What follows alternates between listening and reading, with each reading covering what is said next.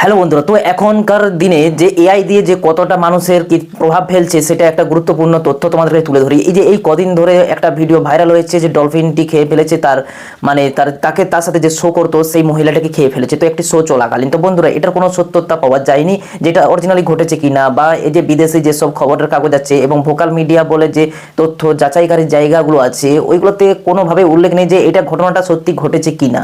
কিন্তু এখানে এই তথ্যটি একদম সম্পূর্ণ ভুয়ো। শুধু এটাই উল্লেখ হয়েছে যে এটা একদম কোনো কিছু সত্যতা নেই, এটা ভুয়ো ভিডিও মাধ্যমে এটা তৈরি করেছে, যেটা হলো এআই দিয়ে এখন সব রকম কিছু তৈরি করাচ্ছে, ভয়েসটাও এআই দিয়ে। কোনো রকমের সত্যতা এর কিছুই নেই। আর কোনো কিছু ঘটনা ঘটলে তার লোকেশন অবশ্যই দিবে, যে এখানে নিউজ পেপারও তো দিবে, কারণ সত্যতা যদি হয়ে থাকতো।